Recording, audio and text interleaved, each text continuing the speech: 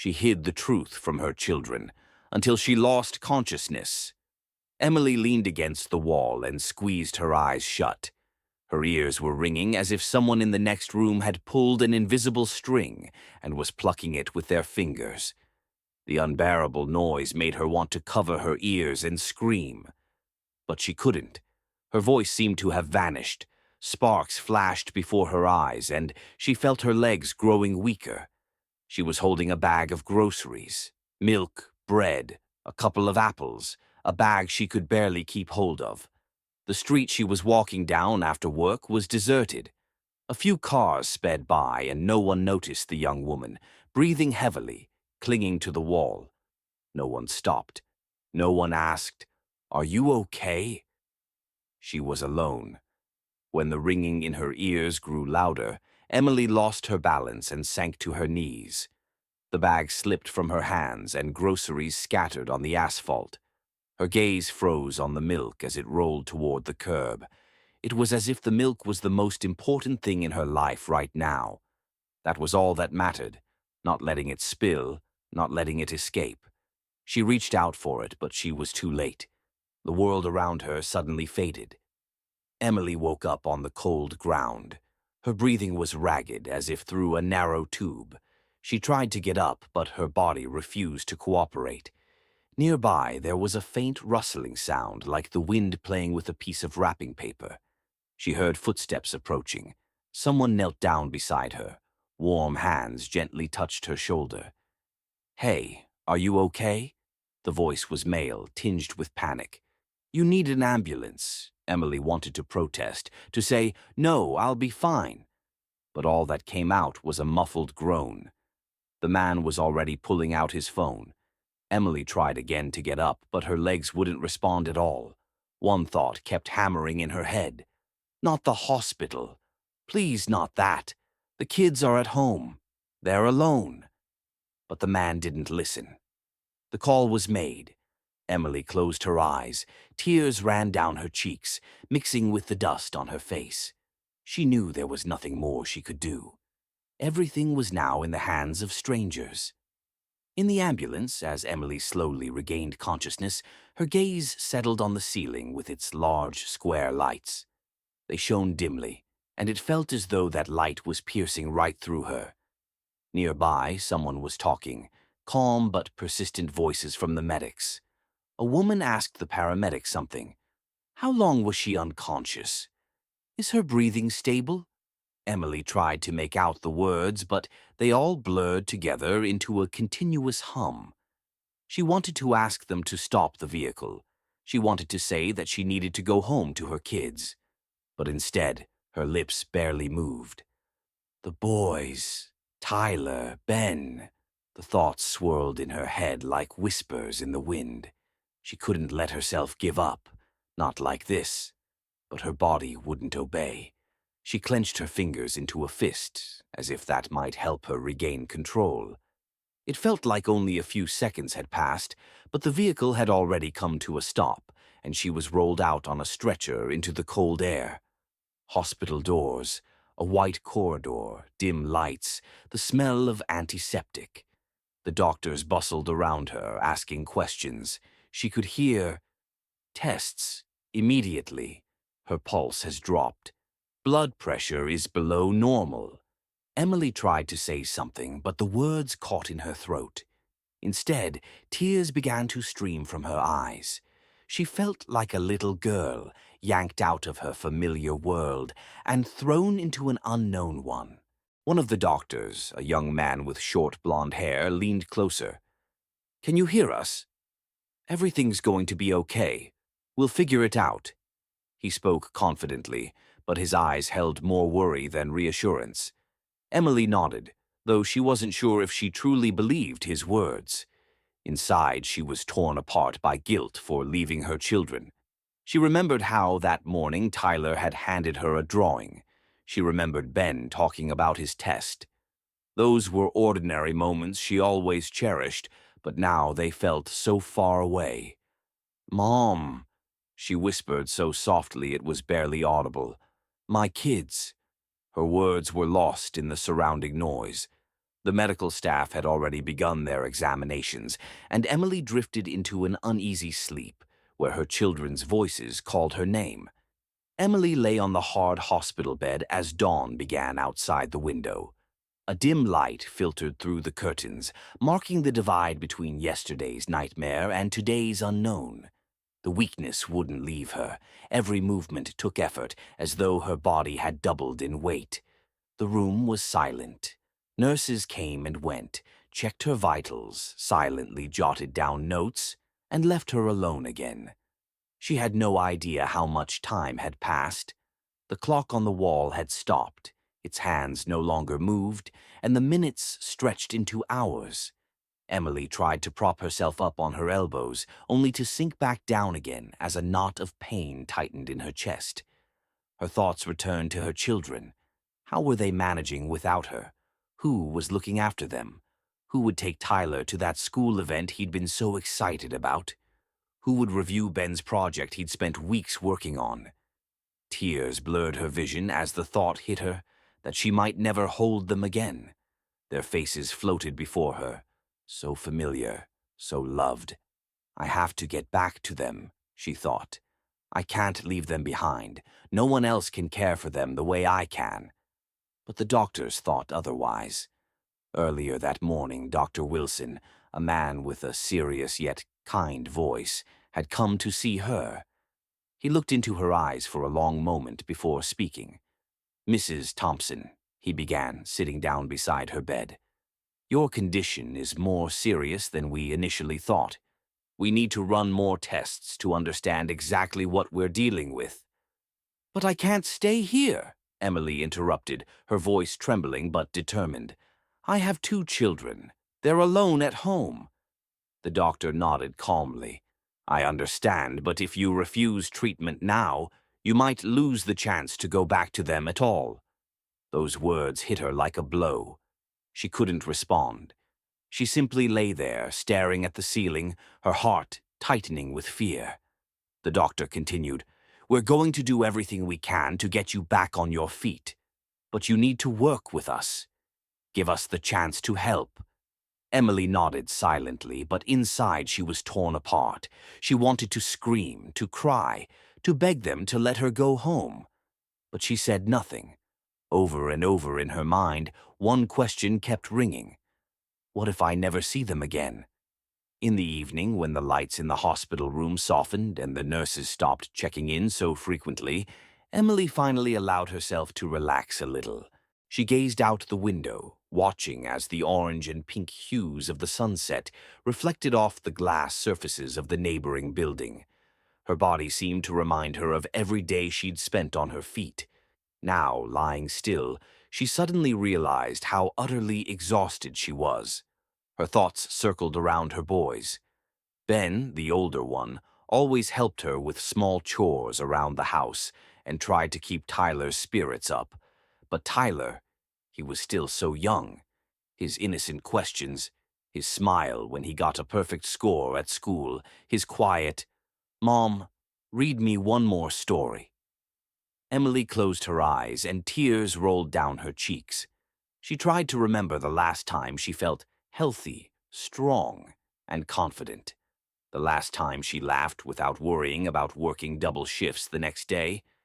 Maybe it was before the divorce. Her ex-husband, Michael, had left, leaving her alone with 2 children. He'd said it was temporary, but it had been over 3 years now. No calls, no help, nothing. Emily had forgotten what it was like to have a partner she could rely on. Her world had narrowed down to Ben and Tyler, and she clung desperately to the thought that she could stay strong for their sake. Dr. Wilson entered the room unexpectedly. He looked at her with the same attentive expression, but now his gaze was even more serious. "Emily, we have the results." He sighed, and something in his face made her stomach tighten. "It's not just anemia. You have a serious blood disorder, and unfortunately, the condition is already advanced." Emily felt the ground fall out from under her. She tried to sit up, but the doctor gently placed a hand on her shoulder. "We'll fight this," he added, "but it's going to take time and patience." Patience, Emily wanted to scream. What patience when her children were home right now, alone, surely frightened, hungry, and waiting for her. Her fingers gripped the edge of the sheet and she simply nodded to keep the tears from spilling over. She couldn't afford to break down. Not even now. Night had fallen so quickly that Emily hadn't noticed when the last traces of sunset faded from the window. Her room was now dim, and the only sound was the faint hum of the machines, a reminder that life outside was still moving forward. She thought about how she would explain things to her children. They were still young, but old enough to understand that if Mom didn't come home, something was seriously wrong. Her heart broke at the thought of them sitting in a dark room, huddled close, waiting for her. Ben was probably trying to make dinner. Tyler might be too scared to go to bed alone, but what scared her most was the thought that she might never see them again. Dr. Wilson came into the room again, this time quietly, as though not wanting to disturb her thoughts. He had papers in his hands, but he set them aside and sat down next to her bed. "Emily," he began gently, "I understand how you're feeling right now. I've seen it many times. But believe me, I've also seen people pull through. We're going to do everything we can." Emily tried to find hope in his words, but her fear was stronger. She knew the truth behind them. Some people made it and some didn't, and she wanted to know which side she would be on. "What if I don't make it?" she asked suddenly, surprised at her own bluntness. Her voice trembled, but there was also a steely determination in it. She wanted to know, to hear the truth. The doctor hesitated for a moment, then met her gaze directly. "All I can say is that you're strong, and people like you often surprise us. But it takes time, and it takes trust." The word trust sounded almost like a verdict. Trusting the doctors, trusting the treatment, trusting that her kids would handle this blow. But Emily wasn't sure if she was ready for that. Later that night, she closed her eyes and imagined herself coming home. She saw Ben and Tyler meeting her at the door, shouting, "Mom," as they ran to hug her. She promised them she'd never leave again. Emily knew it was only a dream, but as she fell asleep, she clung to it as her only source of hope. The next morning, Emily woke up to the faint rustle of a nurse adjusting her blanket. Her eyes felt heavy, as though she'd slept for an eternity. Outside, a soft morning light spread across the sky, but it brought no comfort. There were no doctors yet, and for the first time in what felt like forever, Emily was left alone with her thoughts. Inside, everything was in turmoil. Fear for her children, guilt, helplessness, all of it coiled into a heavy knot pressing on her heart. She knew she couldn't wait any longer. She needed to do something. A notepad lay on the bedside table. Emily slowly sat up, ignoring the dizziness, picked it up, and opened to a blank page. A pen was nearby. She stared at it for a long time as though it wasn't just an object, but a magical key that might set everything right. At last, the pen touched the paper, and Emily began to write. She didn't know what she would say, but the words came from the depths of her heart. "Ben, Tyler, my dear boys, I love you so much. You are the light of my life, my hope, my joy. If you're reading this letter, it means I've had to stay in the hospital longer than I expected. But I want you to know, I'm always with you, even if I'm not physically there. Ben, you have always been my rock. You are so smart and strong. Please take care of Tyler. He's still young, but I know you can be there for him. Tyler, my little artist, you make the world brighter with your drawings. Don't be afraid to dream and create. Remember, Mom is always proud of you, and most importantly, boys, love each other, help each other. You're a team. Together you can face anything. I love you more than anything in the world. Mom." When Emily finished writing, her hands were trembling, but she felt a bit lighter inside. This letter was her vow, her promise that she would always be there for them, even if things didn't go as she hoped. She placed it under her pillow and wrapped herself in the blanket. The doctors came in later to check on her condition, but Emily hardly listened. She was only thinking about how soon she could get the letter to her boys. Evening caught Emily off guard once again. The lights in the hospital room were dimmed, but she still couldn't sleep. Maybe it was the medication, or maybe her thoughts were once again flooding her mind. She carefully touched the pocket of her hospital gown where she had hidden the letter. She wanted to give it to the nurse, but the nurse said she wasn't authorized to do such things. So Emily asked the doctor. Dr. Wilson was polite but firm. "I understand your concern, but now isn't the time to think about letters. Your job is to focus on your treatment. We can reach out to your loved ones and discuss everything." Emily shook her head. Discuss? With whom? She had no one left besides her two boys waiting for her at home. She couldn't drag them into this hospital ordeal. She thought that if she insisted, the doctor might relent, but his expression didn't change. Emily was left alone, feeling powerless. She decided to try another approach. The next morning, when breakfast was brought to her room, she asked a young nurse who was barely older than her son, Ben. "Listen, I need this letter to reach home. It's very important." The girl glanced at the folded piece of paper and took a small step back. "I can't, Mrs. Thompson. We're not allowed to deliver personal items. Those are the rules." "Then just take it with you and leave it at the post office. No one will know. It's just a letter, not something dangerous." The nurse hesitated, chewing her lip. Then she carefully took the paper. "I'll try, but if anyone finds out—" Emily thanked her. The girl left, and Emily remained in bed, counting the minutes. Maybe this letter was her only chance to reach her boys. What if they were already worried? What if they were starting to think that their mom had abandoned them? But the morning passed. The day came and went. That evening, Dr. Wilson returned with the results of her new tests. His expression was grim. "Emily, the treatment isn't working as well as we'd hoped. We need to rethink our approach. It may take more time than we initially thought." Emily felt a deep darkness closing in on her. She barely managed to hold back her tears, but nodded. No matter how hard it got, she decided to keep fighting. But in her heart, she could only hope for one thing: that the letter would reach her boys, so they would know that she loved them more than life itself. Emily stared at the ceiling, trying to focus on the pattern of the paint to distract herself from her thoughts. Several hours had passed since she gave the letter to the nurse, but her anxiety only grew. Unpleasant scenarios crowded her mind. What if the letter got lost? What if it ended up in the wrong hands? What if her children didn't understand what she was trying to say? Twilight deepened outside the window. The room was quiet, with only the soft hum of the machines breaking the silence. Emily closed her eyes and tried to imagine what was happening at home. Ben was probably trying to calm Tyler. He had always been such a caring brother. She smiled through her anxiety, remembering how, a few months ago, Tyler had dropped his favorite set of books, and Ben had silently picked it up for him. He didn't scold him. He just smiled and said, "It's okay. We'll fix it." Her boys had always found strength within themselves, but now Emily was afraid she wouldn't find her own.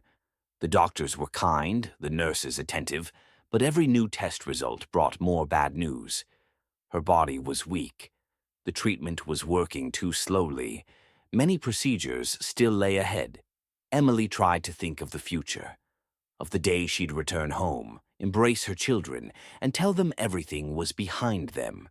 She already pictured herself laughing, pretending that nothing serious had happened. "Just a little illness," she would say. "The doctors handled it." But her heart whispered that this was only a dream. As if to confirm her fears, the nurse who had promised to send the letter entered the room. She looked confused and a little scared. Emily immediately knew that something had gone wrong. "I tried to send it," said the girl, looking down. "But I couldn't. They stopped me. The doctor. They said I needed permission. I'm sorry, Mrs. Thompson." Emily felt everything inside her collapse. She nodded silently, trying not to show her disappointment. The dream that her boys already had the letter in their hands crumbled. She was left alone again, alone with their silence, with their waiting, which had possibly gone on too long. When the nurse left, Emily picked up the notepad. Her hand trembled, but she began writing a second letter anyway, just in case the first one never reached them. Time in the hospital seemed to stretch endlessly. Each new day felt just like the last. Exams, more medication, and the doctors saying, "It's still too early to draw conclusions." But Emily was struggling to keep her patience. It felt as though everyone around her was conspiring to hide the full truth from her. When Dr. Wilson came into the room, his expression always remained calm, but Emily could see it in his eyes. He knew more than he was letting on. He said that the treatment was progressing, but his voice no longer carried the warm optimism she had heard before. One evening, as twilight settled and the room grew dim, Emily decided to ask him a direct question. "Doctor, I want an honest answer. Do I have a chance?" He froze. For a moment she saw him press his lips together as if he wanted to say something, but then thought better of it. "Emily," he began, stepping closer, "there's always a chance. But in order to seize it, you need time and patience. Right now, you need to focus on your recovery. We'll do everything we can." His words brought no relief. They only made her more anxious. Would she really have time to see any improvement? Would she have enough strength left? With each passing day, she felt more drained. Emily retreated further into her thoughts. She imagined her boys trying to hold it together at home. Maybe Ben was reading Tyler a bedtime story the way she used to. Maybe they were looking out the window, hoping to see her figure on the sidewalk. Or maybe they were too scared to leave their room, feeling lost without her presence. These thoughts tore at her heart, but in those fleeting moments when she pictured herself returning home, she felt a little lighter. She clung to those images like a lifeline. Every night she told herself, "I have to see them. I have to go back." And that determination kept her from giving up. She kept going, despite all the bad news and the uncertainty. Early in the morning, as Emily had grown accustomed to hearing the nurse's footsteps, the soft beeping of machines, and the creak of the door, the room was suddenly filled with a completely different sound, a phone vibrating. It was unexpected, and Emily was caught off guard. She hadn't heard any calls or messages in a long time. Her mobile phone was left at home, and the hospital's device was only used by the doctors. But the ringing continued. It was muffled, as if it came from the pocket of the nurse who had just entered. Emily lifted her head, listening. The nurse, noticing her look, took out her phone and blushed slightly. "I'm sorry, Mrs. Thompson, it's mine." She quickly left, but Emily couldn't forget that sound. She suddenly wanted to call home, to hear their voices, to find out how Ben and Tyler were doing. Her children, her only source of joy, were surely waiting for any news from their mom. She couldn't shake the thought. When Dr. Wilson came into the room an hour later, Emily made up her mind. "Doctor, I need to call home, just once. I have to hear my children, please." He hesitated for a moment. Typically, doctors didn't allow patients to use their personal phones, but her voice was so full of desperation that he couldn't refuse.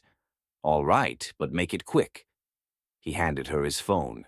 Emily's hands trembled as she dialed the home number. She wasn't sure if the boys would answer. They might already be at school or busy with their own activities. But after several long rings, she heard a familiar voice. "Hello? This is Ben." Emily closed her eyes in relief. "Ben, it's Mom. How are you? How's Tyler?" There was silence on the other end. Then her son's voice became more lively. "Mom, we were so worried. Are you okay? When are you coming home?" Emily swallowed the lump in her throat. She couldn't say she didn't know. Her heart ached. "I'll be home soon," she replied, trying to keep her voice steady. "I've just been delayed a bit. Listen to me carefully. You're doing great. I'm so proud of you. You're the best sons I could ever dream of. She heard Tyler run up to the phone, shouting, "Mom! Mom! Where are you? Will it take long?" Emily couldn't hold it in. Tears streamed down her face as she whispered, "No, sweetheart. I'll be home soon. I love you." Dr. Wilson gently touched her shoulder. Emily understood that the call had to end. She said goodbye to the boys, promising she would call again. When the line went silent, she handed the phone back to the doctor and fell back against her pillow. Tears kept falling, but there was no despair in them. Now she knew her children were holding on, and that gave her the strength to keep fighting. Emily counted the days. Each evening she marked a new milestone in her notebook. 1 day until discharge, 2 days until calling Ben. She knew the doctors couldn't give her a definitive prognosis, but she set small goals for herself, small victories. But with each passing day, her strength faded more quickly. She could no longer get out of bed without help. Lying in her room, she listened to the hollow sound of wheels rolling down the hallway. Doctors and nurses walked by, and Emily focused on the sound of their steps so she wouldn't dwell on something else. Her own helplessness. Dr. Wilson stopped by in the morning as usual. This time he looked tired, but he still tried to smile. "How are you feeling today?" he asked, looking into her eyes. Emily shrugged. "Not better, not worse." He nodded, checked the monitors, and wrote something down in his notes. Emily stayed silent. She no longer asked when she could go home, because she knew there was no answer yet. When he left, a nurse came in to bring breakfast. Emily glanced briefly at the tray. Oatmeal, toast, and a little tea. She knew she needed to eat to regain her strength, but she had no appetite at all. She felt as though someone had drained her energy. Her thoughts returned to her children. How were they doing? Maybe Tyler had forgotten to turn off the bathroom light again, and Ben was scolding him. Or perhaps they were sitting side by side working on homework while their grandmother cooked lunch. Emily knew relatives were taking care of them, but it didn't bring her much comfort. She missed them, their voices, their laughter, their smell. She picked up her notebook and turned to the last page. There was another unfinished message she had started writing the day before, a letter she intended to leave them in case. She pushed that thought away. No, she would make it. She had to get back to them. She had to see them grow up, see Tyler graduate, see Ben go off to college. She couldn't leave them. Emily started writing again. Her handwriting was shaky. The letters danced across the lines, but she kept going. She wanted to leave her boys something that would remind them she was always with them, even if she wasn't there. When her hand grew tired, she closed the notebook and rested her head on the pillow. The trees outside rustled softly. Emily listened to the sound of the leaves, feeling the heaviness in her chest creeping back. She closed her eyes and took a deep breath. She just needed a little more time, a little more strength. The next morning, when Emily opened her eyes, the nurses were already in the room. They spoke softly among themselves, but fell silent as soon as they saw she was awake. There was something in the air, something Emily couldn't quite grasp. Her body felt entirely foreign to her. Her movements were heavy, her breathing uneven. Dr. Wilson arrived shortly after his rounds. This time he sat beside her and took her hand, something unusual in their usually reserved, almost professional interactions. Emily immediately realized the conversation would be serious. "Emily," he began slowly, as if choosing his words carefully, "we've run another series of tests. The treatment isn't showing the results we had hoped for, but we can try intensifying the therapy. It's going to be hard. Very hard. But if you're willing to fight, we'll continue." Emily looked at him silently. She couldn't answer right away. Her thoughts turned to her boys once again. She had only one goal, to get back to them, no matter what. And for them, she was willing to do anything. "All right," she said, mustering what strength she had left. "I'm ready." Dr. Wilson nodded, but in his eyes she saw that same shadow that had filled her with fear before, the shadow of doubt. He wanted to believe the best, but he knew that even enhanced treatment offered no guarantees. Soon the nurses brought in additional medications and set up new equipment. Emily watched the needles, the IV drips, the clear tubes running from the machines to her arm. This was her new battle, perhaps the most important one of her life. The days grew longer. Each hour felt like an eternity, but Emily did not give up. She closed her eyes and pictured her children's faces, heard their voices. That gave her the strength to endure the pain and weakness, to keep breathing even when it felt like the air was slipping out of her lungs. The medical staff praised her for her resilience, but Emily didn't see herself as strong. She just knew she had no other choice. Weeks had passed. The days had blurred into a monotonous rhythm of 4 drips, tests, and the occasional visit from doctors. But one morning Dr. Wilson appeared in her room unexpectedly. His face showed a mixture of fatigue and faint relief.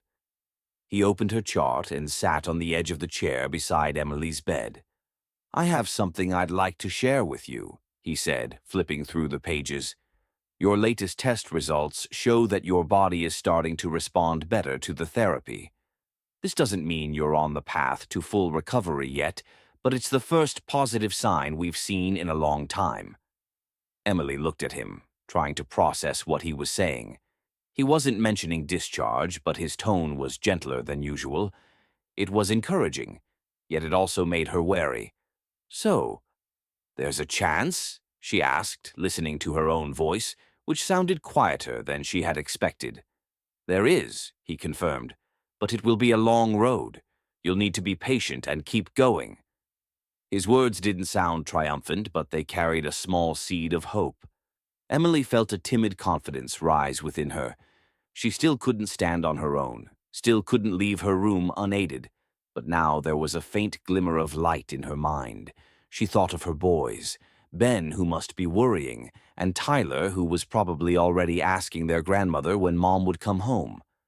The thought strengthened her resolve. Emily decided not to ask more questions.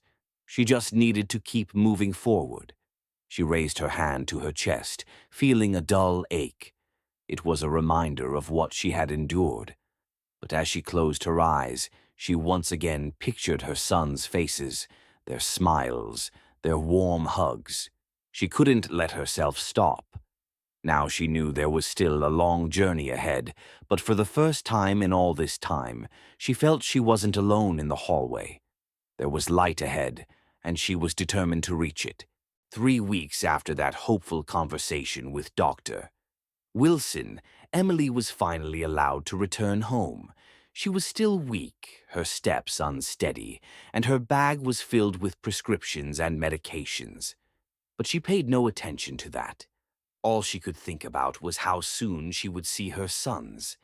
A nurse helped her out of the hospital, and the fresh spring air immediately surrounded her, as if welcoming her back to life. Just outside the gate, a small, cozy car waited for her. It was a surprise from her neighbor who had offered to drive her home. Emily nodded gratefully, got into the car, and for the first time in months, felt truly free. On the way, she imagined what their reunion would look like. She saw it all in her mind. Tyler running up to hug her, Ben pretending to stay composed, though his eyes would be shining with happiness. She thought about how she would tell them that everything was behind them now, that they would be together again. When the car stopped in front of her house, Emily took a deep breath and opened the door. Standing on the doorstep were Ben and Tyler. When they saw her, they froze for a moment, then rushed toward her and hugged her tightly. "Mom!" Tyler shouted, wrapping his arms around her. "You're back!"